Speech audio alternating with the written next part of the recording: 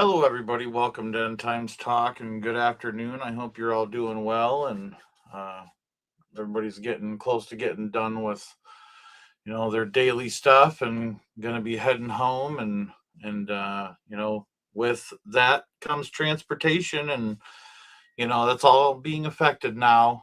Um, with what's going on with this war. I really think that the whole entire target um, was mainly the infrastructure, the energy infrastructure, the way things um, have been on this system of oil, and we've gone over an extensive amount of information, and they're saying in their own words that they're not going to try to drill for more oil or anything like that. That they're going to upgrade us to a electrical grid. That's the goal, right? Well, here's more proof of that. Okay. There was a memo sent out by the AutoZone leadership, and they're saying that this was to all southeastern region stores and different managers and whatnot. And the subject is how AutoZone will navigate the impending supply shortage of PCMOs, which is motor oil, and HDEOs, which is diesel engine oil, and specialty fluids. Listen to this. Team, when speaking about unusual or historic supply chain disruptions, it is common for those of us who have been in the business for a moment to reference situations from decades ago. But the truth is, if you've been with us for even a year, you've already worked through one major supply uh, something and related rebranding. It says, if you've been with us for just a bit longer, you worked through one of the most difficult reshuffling of inventories and changes in sales flow in our company's history during COVID.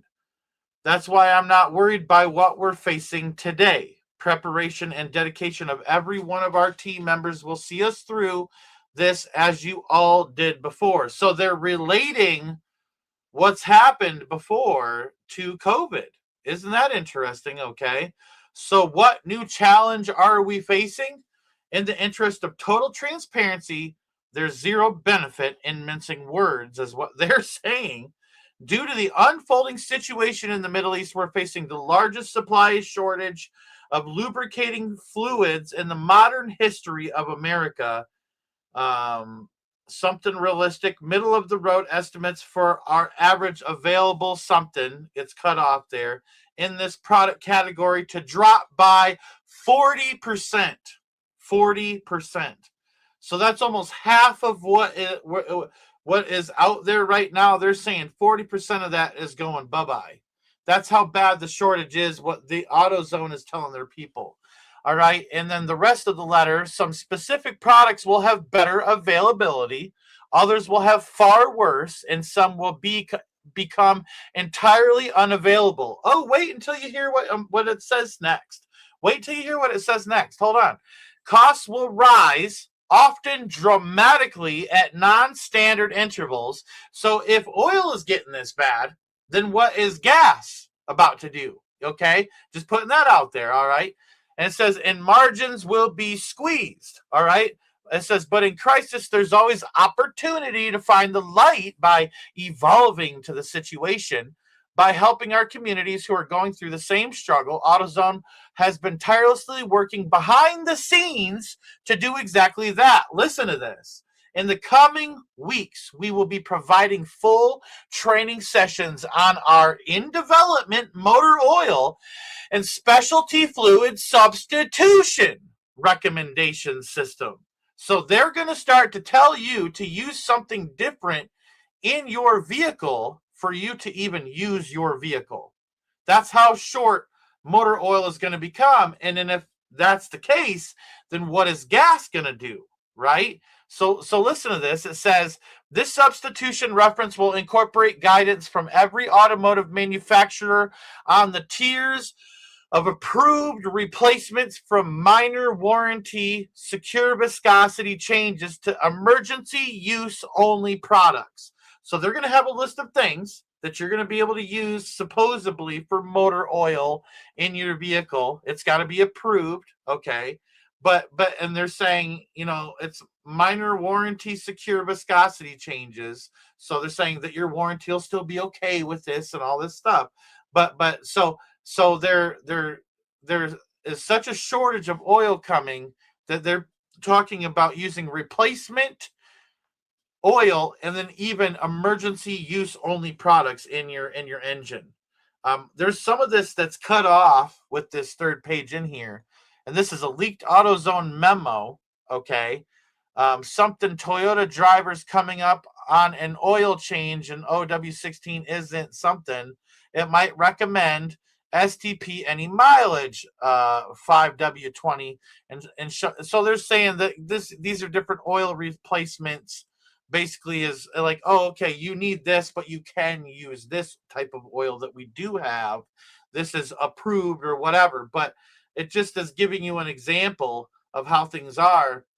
um, I can't read the bottom line, but it says something about Asian will receive actionable guidance escalated to a dedicated something or dedicated something if necessary.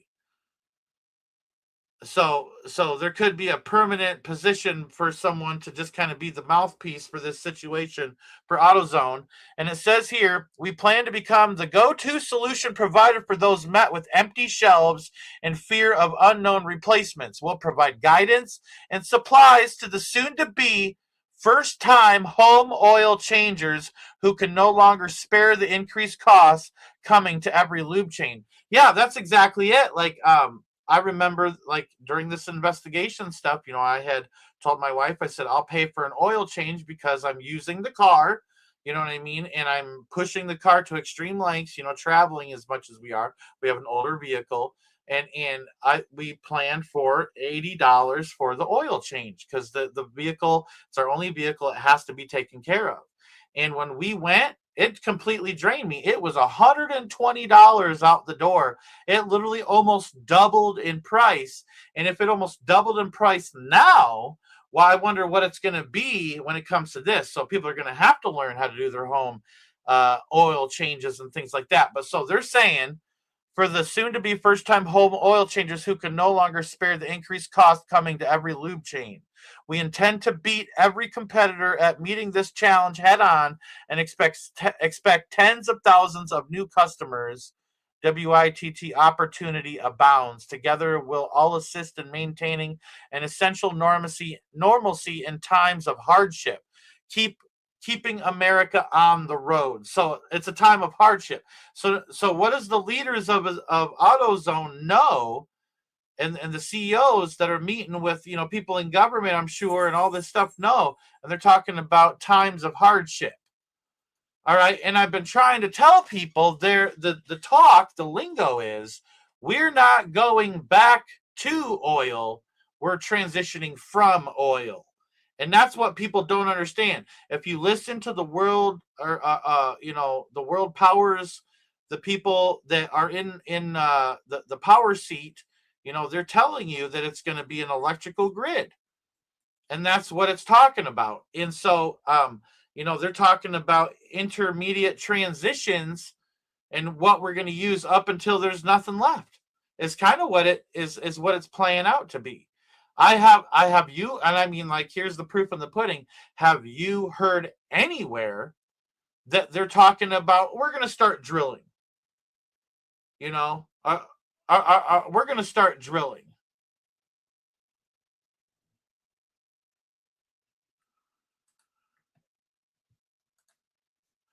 So I haven't heard that anywhere where people are like, yeah, people that are going to be sassy, Laura, like that, you can just get rid of them. Gosh, man, people act like children.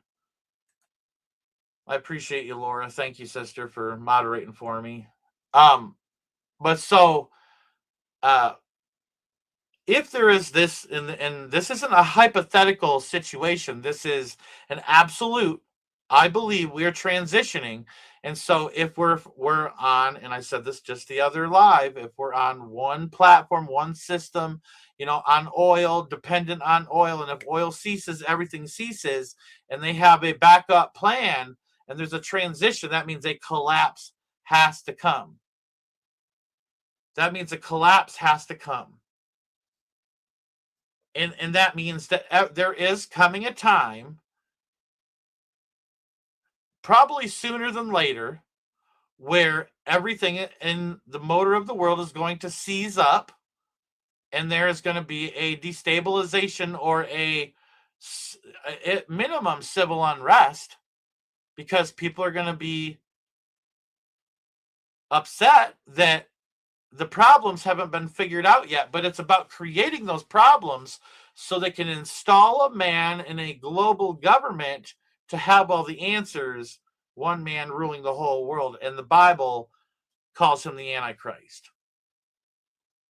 And you're seeing all the precursors.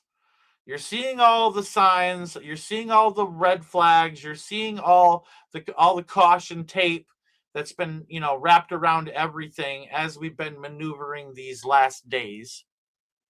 So I know you see what's going on. You can't not see what's going on.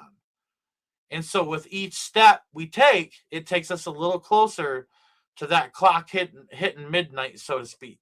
And I'm not talking about that stupid doomsday clock. That thing's just absolutely retarded. And I'm going to be honest with you, it'll probably happen before that thing hits midnight with the speed in which things are taking place. And there are people that are very educated that are saying in July, everything is running out. They're saying July 4th, prepare yourselves for life to change as you know it. And that's a lot. That's a lot on the shoulders of society right now. That's a lot on the shoulders of Americans.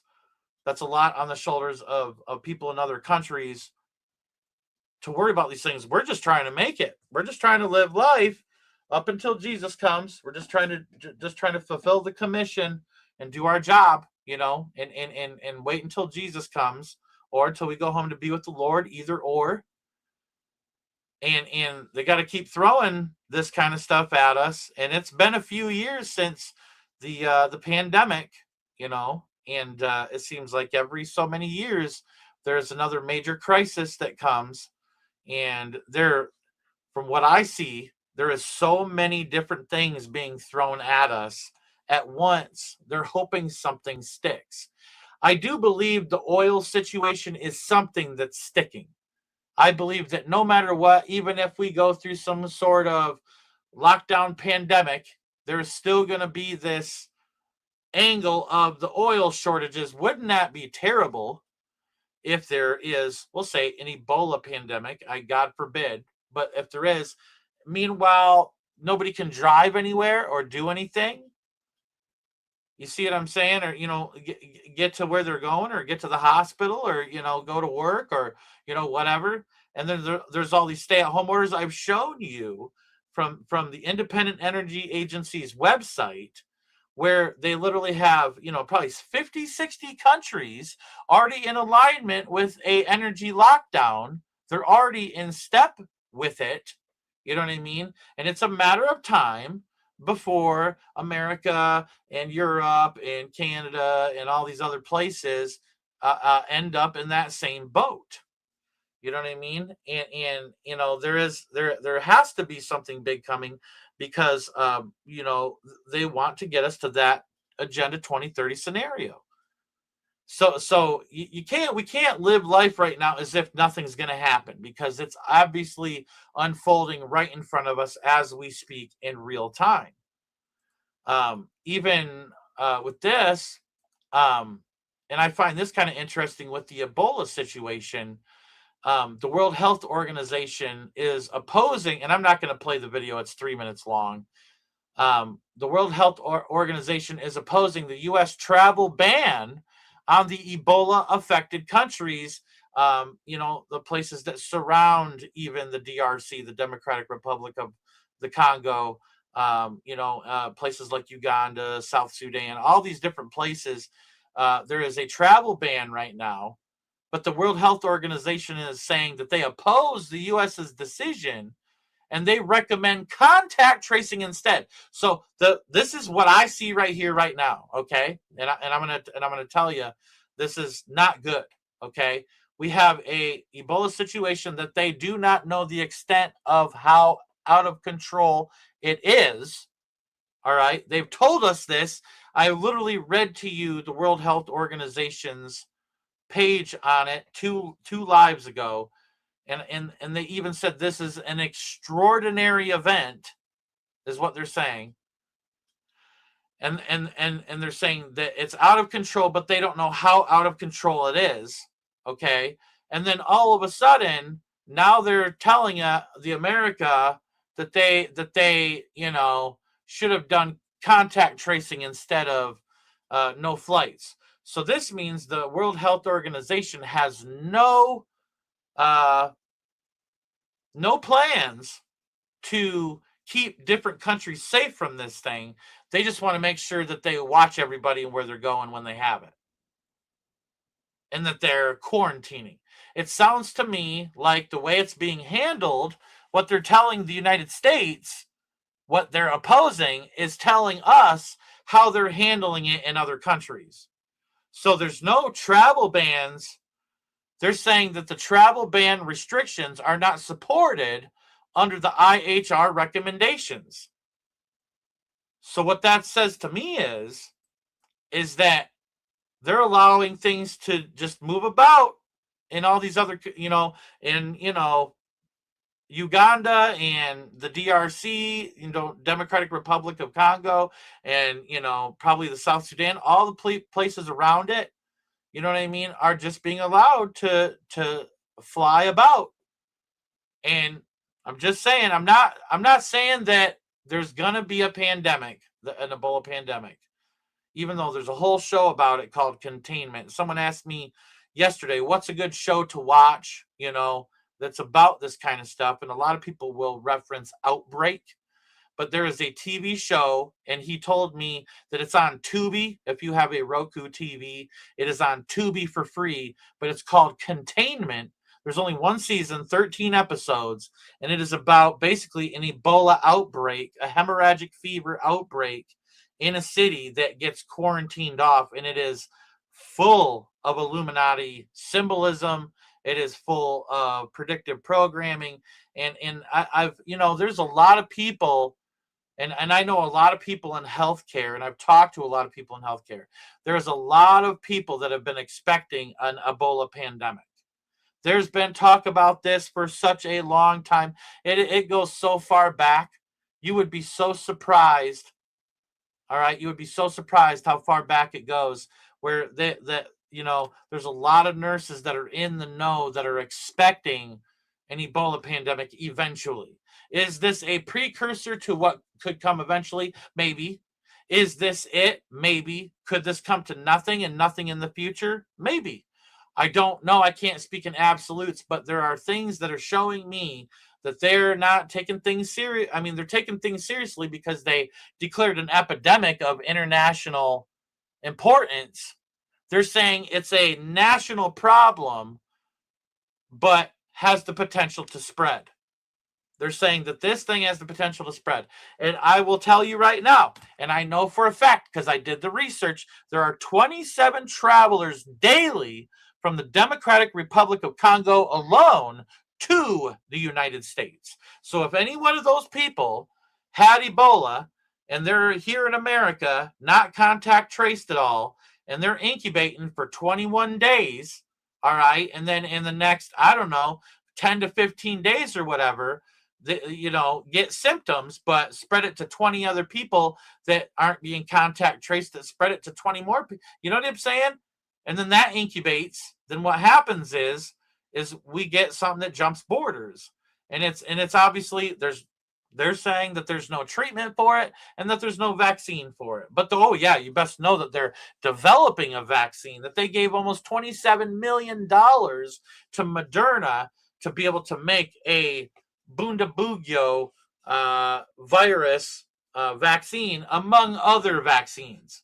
But and then I showed you the other day where in Colorado 7 years ago, all right, they're running drills at the hospitals for an Ebola pandemic, and then they're giving nurses an experimental shot for Ebola for the future, for when an Ebola pandemic is inevitable to happen.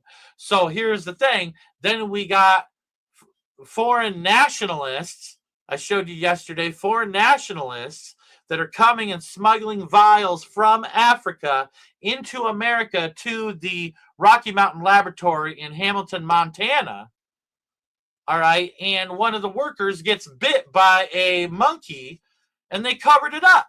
Instead of telling the public the truth, they covered it up. So there's that, that on the whole scale of things. All right. Now, with that being said, give me a moment here. Sort my stuff out here. This gentleman, I believe him, to be honest with you. I want to say this before I play this dude's clip. All right. This dude is a simple man. All right. He's a blue collar worker. He is doing his job and he knows his job well.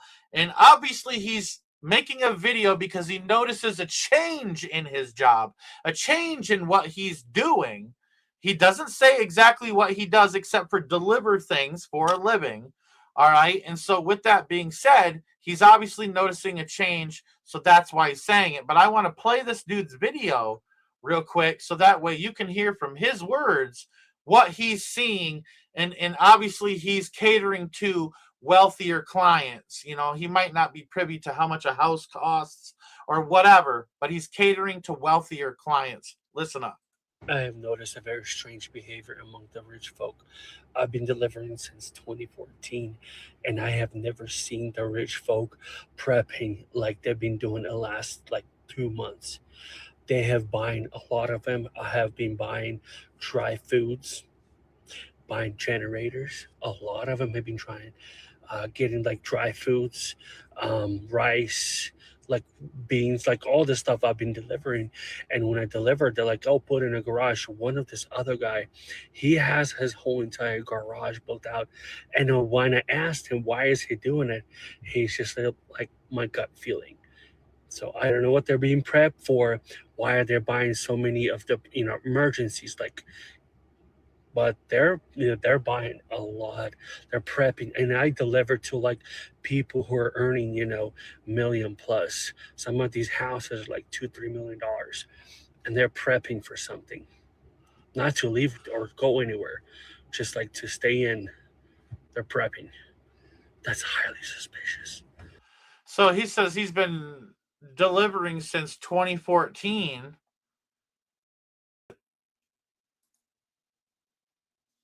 He's noticing a change in that people are prepping.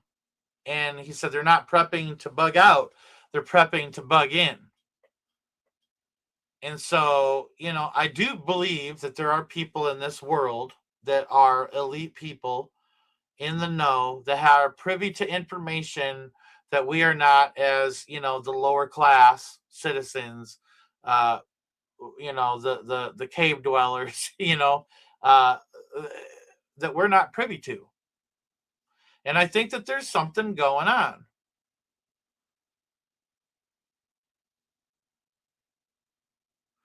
I think there's definitely something going on. And so it could be from the oil situation that's brewing. They know that there's unrest coming. This whole mentality of Robin Hood, we're steal from the rich and give to the poor, and I've talked to some people like my old doctor that I used to have. He told me that's what he's prepping for because I'm pretty open about what I believe anywhere I go, and I'm not afraid to have a conversation about it and see what people believe, and I put people on the spot, and I don't know if because of the way that I look, people feel the need to talk to me about it or whatever, but people are pretty open about it. If you just have a level-headed conversation with them. And yeah, my doctor was a very well-known doctor, that I used to have. He was telling me he's, prepping in his basement, getting stuff, stacking it to the rafters, basically. And I said, what are your concerns? He's like, the Robin Hood mentality that's coming. And so if gas is this expensive and it costs this much to have gas, people just steal. People just steal to get gas, or people will steal gas. And notice there's going to be restrictions on travel regardless, because people are going to be driving off. People are going to be doing all sorts of silly crap, because they're trying to be scandalous and get free gas, and if just remember this too. You got to be able to figure this out, because you might have one of those flaps that locks, from so no one can siphon the gas out of your tanks, but people will just puncture a hole in your actual gas tank and let the gas drain out, and then you have to find a new gas tank for your vehicle, on top of figuring out where the gas is going to come from. And if there's a shortage, then you're not going to have you know what I'm saying, you're not going to be able to just go fill up. And so it's basically top it off and keep it topped off at this point in time. You know what I mean? And eventually it seems to me like it's just going to end up where people are going to just be going to work and coming home, going to work, coming home. And I told you it was coming like this. I told you probably 3.5 months ago that this was coming. And I'm not trying to say I told you so. What I'm trying to say is in the book Atlas Shrugged, it talks about this, and that is absolutely a Ayn Rand, who wrote that, was under Illuminati orders to write that book, and it is purely to tell the world what they're going to do to them. A lot of people have went and watched the movies after I've talked about it, and even read the book, and they just come back and they're like, I'm blown away. It lines up exactly with what's going on right now, and it does. You watch that, and it's almost like you're watching a newsreel about what's happening right now in the world. They're following their plans. They've had these plans for a long time, and they're finally enacting them. And I'm talking the Illuminati and the Satanists and Luciferians and all these people, that are in power, and the secret societies, and it's all a front for Satanism, but it's all entwined. It's all entwined. So but then there's this whole Ebola scenario, where could there be a lockdown coming from that? And that's what they're prepping for, because even from yesterday to this morning, and this is this morning, I researched this way early. I could not sleep very well last night. I got up at 1 o'clock, 2 in the morning, and I just started doing some research for today's live, and it took me up till now to all right, I feel like I have enough to go live about and talk about. But because I want to make sure each show is as good as it can be. I'm not going to lie to people and puff things up and try to make things out to be like they're not, like some people do. So I mean, if I ain't got something to talk about, I just won't go live. If I don't go live, there's a reason I'm not going live. Because if there's situations that are popping off that I think are a danger to you and your family, I'm gonna go live. You can count on that. And if I think it's mumbo jumbo, there's a reason I'm not going live. That tells you right there, it's a bunch of mumbo jumbo. That's the way I see it. Like when that whole dude come into that dining room, and at the hotel with the gun, and Trump was there and all that stuff. Like, I didn't go live over that. Everybody else was going live about it. You know what I mean? Everybody and their mother and their brother. And so it's just that kind of mentality is not for me. All right. But I will say that this morning I researched it way early in the morning, and it's been 12 hours since then. But there are as an uptick in suspected cases and probable cases and confirmed cases and deaths with this Ebola stuff in the DRC. And they're saying with suspected cases now, because last time it was at 500 and I think 16 plus. In this morning, it was 536 suspected cases. Then it was 105 probable cases. Then it's 34 confirmed cases. All right. And that's including 26 new ones that, just in the past couple of days. And then they're saying right now, as of this morning, all right, the deaths, there's 134, all right, that have died from Ebola just in a few days. This thing is surging, and they don't know how bad this thing has leaked out. So it's just something we're going to keep an eye on for a while on the channel, and I really hope that it comes to nothing. All right. I pray that in the mighty name of Jesus. But people need to be aware of these updates. Now, with that being said, all right, on the Iran war front, I find it I'm not going to play the video, actually, I'll play a clip here. All right, and it's where the Iranian soldiers are literally handing guns out to women and children, and they're telling people to get ready for an invasion. All right, listen to this. Listen to this. Right, here we go. I'll blow this up here. Ordered, but they haven't surrendered. Meanwhile, costs are going up, and Iran's using the ceasefire to flex on CNN. These kiosks have been set up in each of these sort of squares where members of the military there, you can see them with masks on, they're showing people, in this case a woman, the basic skills of how to use what I think is an AK-47 or a Clash. You want to know what's funny? Oh, never mind. Sorry. But just the fact that you need women and children, and I mean, if a woman wants to join the military, that's up to her. But to put women in a position where they have to do something like this, that's disgusting to me. Things like that. Look over here. They're showing children how to use them. Right there. Look at that crap. Look at this dude smiling, man. Look at this dude smiling. That's a coward right there, and a straight up coward.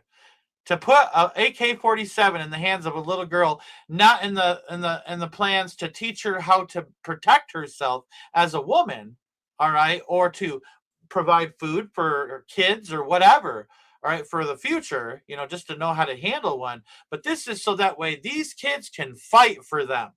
I mean, it's insane. As well. It's all part of a sort of state-sponsored call to arms in case the war begins. A state-sponsored call to arms in case the war begins. So that's what's going on in Iran right now. It seems like everything is on a tipping point. It is at the edge of the cliff. And it's just going to take a little shove. And I'll be honest with you, those hot summer months are coming up. And they're talking about, and I don't really believe it because I believe in weather manipulation. That's for sure. But they're talking about this super El Nino now, and that it's going to be really dry and lots of fires. And, this is going to be a problem. And they're saying it's a super El Nino. They're saying this has only happened a few times. So there, and remember the World Economic Forum said that there's a billion people that are going to be displaced by climate change. That's their own words. That's what they're telling us that they're going to do. And so don't think anything less than that weather is going to be manipulated all throughout the summer months. It's been manipulated up to this point. And I just really feel like, they're going to get things really hot. They're going to get people pissed off and try to really agitate something here. And, I just can't shake the feeling that there is tension coming to America this summer. Is it Summer of Love 2.0 that's coming? I don't know. But Summer of Love 2.0, I do believe will happen eventually. You're going to see everybody cut loose. I mean, the Summer of Love 2.0, you might as well just call it The Purge. Or you might as well call The Purge Summer of Love 2.0, because that's what's going to happen. I'm not talking about everybody dressing up like a foolio and going out there and doing sick and sadistic and twisted stuff. I'm just talking about civil unrest, societal collapse, and it just feels like we are so on the verge of it. And I know you feel it. I feel it. I mean, we have some pretty big problems brewing right now when it comes to the oil situation and the Ebola situation. If it's going to be a thing, I don't know. Time will only tell. All right. But just the economy and just all that stuff right now. I want to say some stuff here. And I want to kind of comment on a video or on a couple of videos here. And I'm going to play some stuff for you, and I'm going to go through these. I got 3 of these here, and I just kind of want to stop them and break them down a little bit. This first one I'm going to play. I'm just going to let it play through, and then I'm going to give my 2 cents at the end of it. But the next 2 after this one are going to be a little bit more interesting. But this one is important because I think it shows how far our country has fallen. I've told people in the beginning of this channel, you can go back to some of my earlier videos, and I was warning people. I said, the more we move into the New World Order, all right, the more right will become wrong and wrong will become right. that which they call good will be considered evil, and that which they call evil will be considered good in the days ahead. And I warned people. I said I warned people the day they made gay marriage legal. I said there's going to come a day where they're going to try to legalize pedophilia. All right, there's going to come a day where they're going to try to legalize pedophilia. All right, and when I said that 4 years ago, I had no idea that I was about to play this video for you now. In the state of Oregon, someone can walk up to your 2-year-old kid completely bare naked, and that's not a crime, even if it's on your property. Correct. Well, so it's trespassing, but what I'm saying is there's no laws against the actual nudity portion of it. So you can expose yourself to children in Oregon. Again, if you're not doing it for sexual gratification or the gratification of somebody else, yes, you are allowed to walk around in public naked. Can you believe that? So this Oregon police officer, and I can't believe, like, you know what really grinds my gears about this one, and it really grinds my gears, is how he looked annoyed with this dad's concern, pointing out how the law is flawed.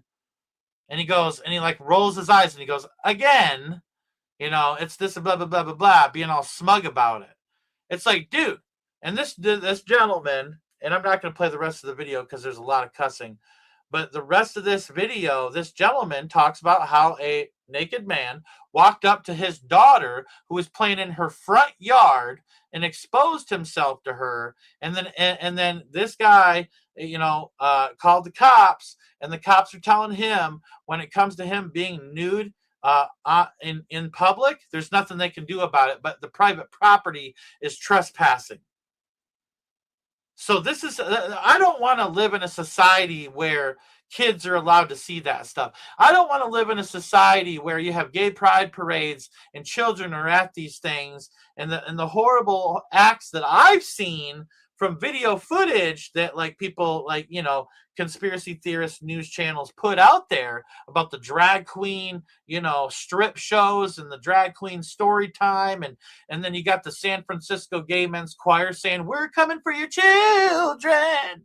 You know what I mean? Singing it like they're proud. And then they got marches where they're like, we're here, we're queer, and we're coming for your children. All right. And here's the thing. You want to know what the funny thing is? Let me tell you something. It back in from 71, all right, 1971 to 1985, all right, I'm not, you know, the Dutch had made it, or the Dutch had made it legal, all right, for child sexually abusive material to be produced in, you know, that the Dutch could produce that, all right, and the move, the legal move, the legal push that they needed to legalize it for this, you know, we'll say, you know, 14 years or whatever, all right, was they used the LGBTQ community as the vessel in which they delivered this new, strange, nasty, vulgar, satanic, evil stuff, all right? That's how the Dutch introduced it. You can go look it up. Did the Dutch basically legalize pedophilia from 1971 to 1985, and you bet your bottom dollar they did. You bet your bottom dollar they did. You know what I'm saying? So this is a reality that this movement, even though there's a lot of people in that movement that would never do nothing to hurt a child, all right, it is becoming a vessel in which the people that have a sub agenda, besides, I really don't care what two grown men do or what two grown women do. I'll be honest with you, I really don't care. Keep it in your closet. I don't want to see it. I ain't going to entertain your fantasies. But the reality is, you can't stop them, all right? But when it comes to the children, I got a problem with that. You know what I mean? And there is a lot of people that plus sign at the end of those letters, you know, where you know they have all these extra colors that they're adding to the flag more and more and more. It all represents something, and in there's pedophilia. and these front organizations like NAMBLA and things like that, they call it the National American Man Boy Love Association, hides within those groups. Those are the LGBTQ movement plus movement, all right, is the cover for these other groups, a vessel in which they will be able to introduce their strange doctrine. I have heard TED Talks where they want to call pedophiles a minor attracted person. That is disgusting. No, they are a pedophile. All right. All right. And all I have to say is 2 words, wood chipper, right? Wood chipper. All right. 2 words, wood chipper, if you catch my drift. And that's what I think should be done. All right. Because if you use a wood chipper, nobody can reoffend, right? You don't have to worry about someone's, nasty perversions. You know what I mean? Just wood chipper. It's that easy. All right. Now here's the thing. Okay.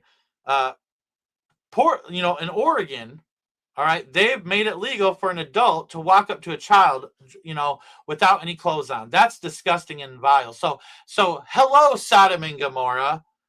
That's exactly, now we're at that level of Sodom and Gomorrah. All right. Now we're at the level of, it talks about the young men and the old men. All right. It talks about the young men and the old men, militant homosexuality that was taking place in Sodom and Gomorrah. And now they're grooming that next generation to be perverse. All right. And they've already groomed. I mean, the things that I have seen in my life, man, of what parents have allowed their children to do. Like, I had a buddy I'd hang out with, and he had a friend, and this friend's son, was, we'll say, out there, and would willingly put himself out on the internet for older men. And this kid must have been, I don't know, like 10, 11, 12 years old. And it's just sad. It's broken. It's a broken system. There's people that have children that believe that they have to be this way in order to be liked by the other kids at school now. Remember back when if you had a mohawk, you were the cool kid at school, or when you were the football player, you were the cool kid at school. Now you have to be a sick and twisted pervert, all right, to be the cool kid at school. And that's what's accepted. That's where it's going. So it shows you how far America has fallen, how far it's degraded, how far we've come as a modern day Sodom and Gomorrah. And a modern day Sodom and Gomorrah can't stand. God ain't gonna have that. So just putting that out there. And the next video I have is Joe Rogan. I'm not a huge Joe Rogan fan. I don't hate him, but he's not a Christian. But there are some good points being made here that I would like to make and point out after they're done talking here. So I figure I'll just share this and then I'll talk about it here. Really crazy. And and ticks. Watch that thing. The tick thing is nuts. Yeah, especially because of Gates. Well, there's Bill boxes. Gates, People are finding, I don't know if this is true because I've seen many reports on it, but I'm just going to say what I saw, that farmers and ranchers are finding boxes of ticks on their property. Now, I don't know if that's fake. I don't know if someone's setting that up to pretend they found these boxes of ticks. I want to say this too before they continue on, that I saw footage the other day of helicopters, and I should have grabbed it. I'll have to try to go find it if I can remember. Someone remind me in the comment section. Hey, go find that video of the helicopters dropping ticks in boxes of ticks down, parachuting them, like they're parachuting down from these helicopters. All right, and this lady is filming them from her property. And then there's another video where a helicopter is dropping a line down, dropping something off in the woods. And then this woman takes video of the helicopter, which looks like more of a special forces tactical helicopter, what they would use for that. And someone pointed that out in the comment section. But it's like, dude, there's weird stuff going on. And so I've never seen the whole tick thing happen like this. Now I know they say you're gonna eat the bugs, right? And they're talking about this alpha gal syndrome is what they're about to bring up. But what if there's something more to this? What if they have genetically engineered these things to have a virus that can look like something else, and that way they can pull it off? I mean, the animals that I have seen on video that have been loaded with massive ticks, it is disgusting. It is so sad. All right. And I just talked to one of my buddies up in, we'll say up near the northern border in Michigan. And he was telling me he got bit by 3 ticks just recently, and so it's just crazy. But I'll continue playing this. But again, this government official, and I forget his name, but he said that it's Bill Gates doing it. He confirmed it. Now listen. Ticks, but there's videos of these people finding boxes of ticks. Now, what they'll say is they'll probably say they're sterile ticks and that we're planting them out there so we can diminish the population, is what they'll say. But anytime they try to mess with the balance of nature, it never goes right. Is that what they're saying? It's No, but just get ready. That's what you're you think? getting it right here. I don't believe you have a right to go to someone's property and drop off sterile ticks. No way in hell. That's crazy either way. But I have a good friend of mine who got bit by the Lone Star tick and has that alpha gal problem. Yeah, a guy came out of my house yesterday looking at putting gutters up at our house. And that guy, he said, and I said, you did what? He goes, yeah, I can't eat any meat produced by a mammal. Yes. I was like, yeah. Wow. So my buddy, he had it, and my friend Evan, so he had it for a little while, and then he did a bunch of treatments and got off of it and then started eating steak again. And he was fine for about a year and a half, and then it came back stronger than ever. And he just can't shake it. It's been around that long. So yeah, he can only eat eggs. I mean, he's basically eating eggs and vegetables. That's all he's eating. And every time he tries to deviate, he has a horrible reaction. It makes, for people that don't know, it makes your body allergic to red meat. Right. And who has got genetically made meat now? Yeah. Bill Gates. Bill Gates. Yeah. Well, they're doing things with mosquitoes, and they're messing around with nature in a way that no one's giving you permission to. The general public does not want you doing this. If they could vote on it, they'd say, no way. It's really crazy. So the tick situation gets worse, and I'm hearing more and more about it from, I've been hearing more and more about it from different people that I know personally and different angles, and just everybody's saying it's a bad tick year. Everybody's saying it's a bad tick year. And so obviously they're dropping ticks on us.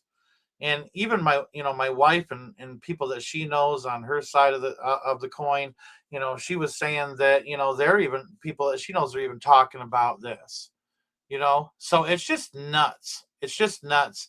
And so there's a lot of different angles of the things happening right now. Now, with that being said, I'm going to play this video, and this is about a comment that Elon Musk had made. I do want to tell you there's a couple of cuss words in this, a couple of F-bombs, but I'm not going to sit here and edit stuff out.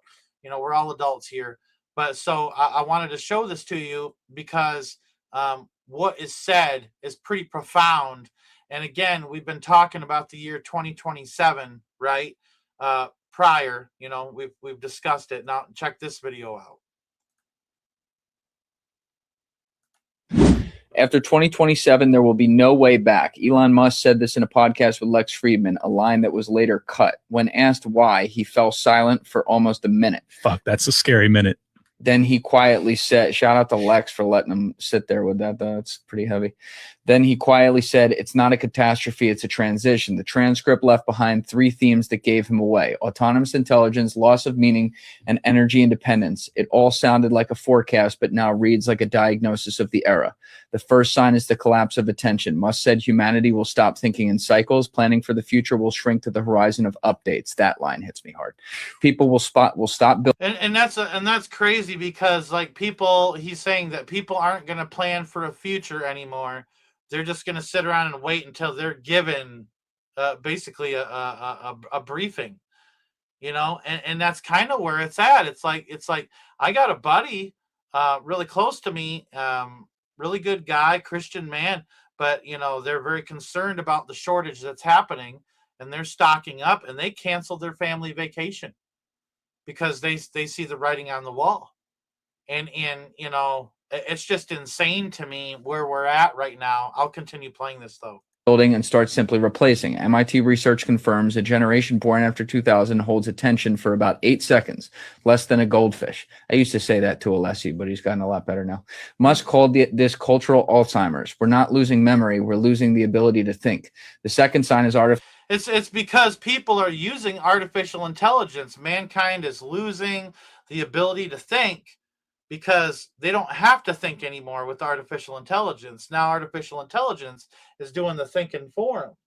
You know, there's a lot of YouTubes out there where they're coming out with, you know, all these books. I can tell you firsthand, these books are all written by AI. Anybody advertising a book in you know, in the community is it's AI, you know, that's writing this stuff. There might be different additions that are added and things like that by the people writing them, but all in all, it's a speech that's taken, ran into Chat GPT, and whatever Chat GPT kicks out, well, publish it. There you go, and everybody's an author now, you know. And there's, I mean, it's just insane what artificial intelligence does, but it's eliminating the need to have to think fast and how to even process information. So I don't agree with Elon Musk, but I agree to a certain extent that we're becoming a society that doesn't have to think anymore. Artificial intelligence that no longer obeys. Musk says when a system starts correcting humans, that time of linear logic is over. Even now, algorithms decide who we date, what we buy, and what we think about. This isn't a machine uprising, it's dissolution into convenience. People won't notice the moment when choice becomes an option, not a right. The third sign is energy dependence. Musk explains energy dependence, and here's that, you know, that changeover, you know, we're talking about here. That's why we're watching this. Hold on. civilization can no longer survive even a day without electricity. By 2027, here it is, in his view, the balance will shift. Energy will become currency and control. There you go. Energy will become currency and control over it will become power. From that moment on, everything non-autonomous will So this proves, Elon Musk is proving my point, that they're shifting from an oil-based system, all right, to an electrical one. And then those that own the electrical system have the power. And I mean, like, of control. You know what I'm saying? So here, listen to this. disappear. This isn't an apocalypse. It's a change of biological form. At the end, he said a line that didn't make it on air. Technology is stronger than us, but not smarter. As long as we have meaning, we are alive. Lose it and we become code. Then, after a pause, he added, we must learn to be human before systems learn to be gods. Fuck. Are you ready for the transition or already living in a world where choices are made for you? And I mean, to be honest with you, like, there was a point where I think it was in the beginning of this here. I'm trying to find it where he said it. He said, here it is, right here. It's not a catastrophe. It's a transition. It's not a catastrophe. It's a transition. Right there. Right there. There's the proof in the pudding. All right. There's the proof in the pudding. That is exactly what I've been trying to say, because they're transitioning from an oil-based system to the energy, to the electrical grid. And with that, again, he later on, you know, talks about how whoever owns that has the power. And I forget what he said before it. Transcript electricity by 2027. I want to try to find what he said before it. Energy will become currency. So that's where they're going with it, you know, getting away from oil, leaning it. And I know oil is a form of energy, but that's not the energy they're talking about. It says energy will become currency and control over it will become power. That's what it says. Currency and control becomes the power. So the government has control over this system that's being implemented. They're slowly collapsing it, and the proof is all there. And they're saying that after 2027, there's no way back. So this is something that I'm going to put out there, okay? And I'm not trying to be an alarmist here or anything like that. What I believe is that we're about to go through a transitional phase. And I can't tell you if that's just going to be from this type of energy to the next, or if it's going to be a financial transition into a digital currency. I can't tell you, but I do believe there is an event that is coming, and I believe it's coming fast. And I believe that they are working on every angle that they need to get into place to be able to make this all happen. I do believe, because of the way that was all worded, that Elon Musk worded that, and I'm sorry, the dude hung out on Epstein Island.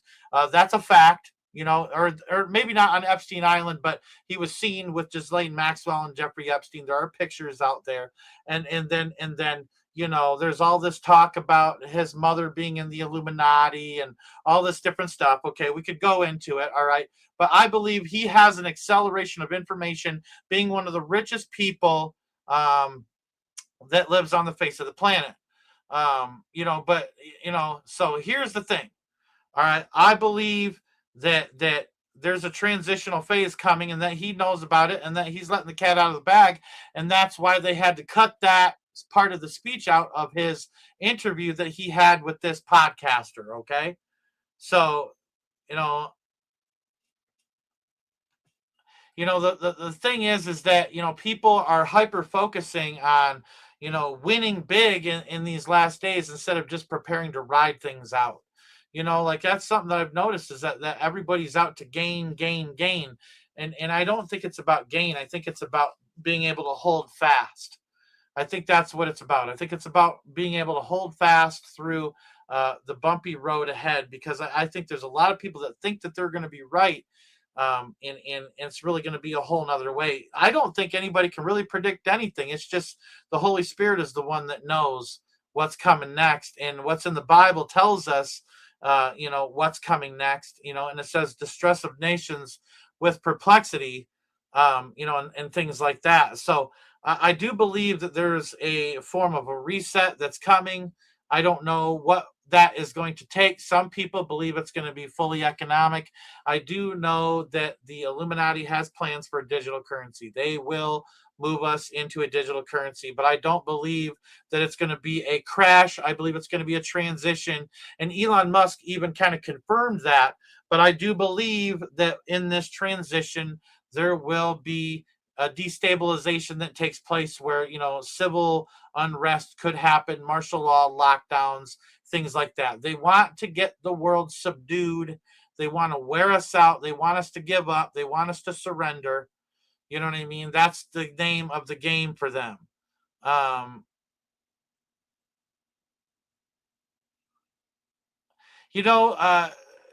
Stormy Coop,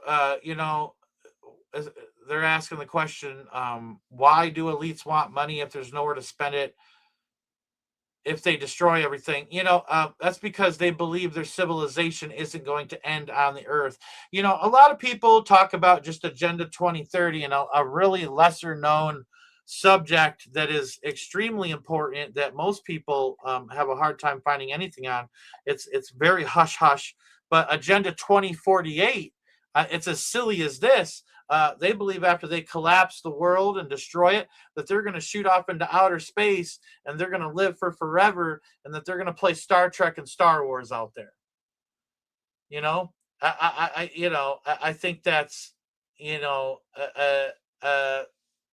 thing. All right, what does NNFJ stand for? Yeah, you know what? And I think that that's a good point. I believe that our data will replace oil as currency. That's why so many data centers. Yeah, they're harvesting data. Yeah, they're making big bucks off of all of us, and everything you post, all the pictures you post, all the opinions that you post, every like of every video, every picture, all of that stuff. It just plays into their hand right now. So, anyways, I feel like I've covered what I can cover today, and then as new things pop up, I'll obviously be obviously I'll be going live and giving updates. But just remember, this whole AutoZone thing, it's proof that things are about to get rough. If you don't know about this letter, go to the beginning of the video. I read the letter in its entirety. So that way, hold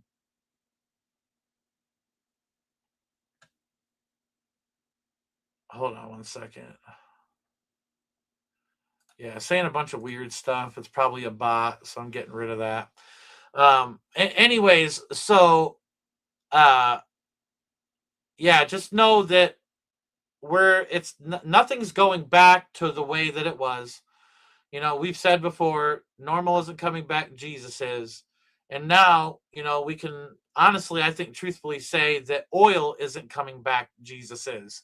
You know, they're transitioning to this, um, electrical grid that even if you do eventually upgrade to electric vehicle, you can only drive so far before you have to charge it. You can't just fill up real quick and go. You know, you have to sit and charge it. And the thing is that when you have to replace the battery, it costs as much as the car cost. And so if the battery goes out or catches on fire while you're going down the road or something like that, I mean, you know, I mean, sorry, I got distracted by the live chat. But anyways, so if you can't drive very far with an electric vehicle, then that makes it even more possible for these 15-minute cities and all that stuff. And we've already talked about how the roundabouts are going to be the a layer of quarantinable checkpoints, you know, and things like that, you know, so you can't get to another area of the city, or you couldn't get out of the city unless they allow it. So, you know, we're being bottlenecked in, and they're closing in. They're closing in, and I just hope people are paying attention, because time is super short right now. But, you know, we're here, and this is heading our way. It's a direct threat. These things are direct threats. And so I hope people are paying attention to the news and things like that. And if you don't want to go look all over the internet for this kind of stuff, you can always subscribe here if you need to, and I'll give you updates as I come across them, because I'm constantly scouring. And I do want to thank Global News Wars for leading me on to this letter. I didn't know about it, so give him credit where credit is due. But I love you guys. I hope you have a blessed day. Bless you and your families and your children especially. I pray peace and protection over your homes, over your workplaces, over the schools, in Jesus' name. And I just pray the blood of Jesus Christ cover you and the Holy Spirit cover you. I pray that if you don't know Jesus, that the Lord will just minister to you and help you to see that you need him. All right. And that Jesus is the only way out of this. He is the way, the truth, and the life. He's the only one that breaks the matrix. That red pill is filled with the blood of Jesus. And when you take the blood of Jesus, right? When you take that precious blood of Jesus, everything changes. The whole ball game changes. We no longer have to live in fear. We no longer have to worry about what's coming. We can watch the news, and we're living in the world, but we don't need to be of the world, and we don't need to fear the news, all right? But we can be aware and be ready for what's coming next. So with that all being said, I love you guys. May God bless you all. May he keep you. And please don't forget to go out and change this world in which you live.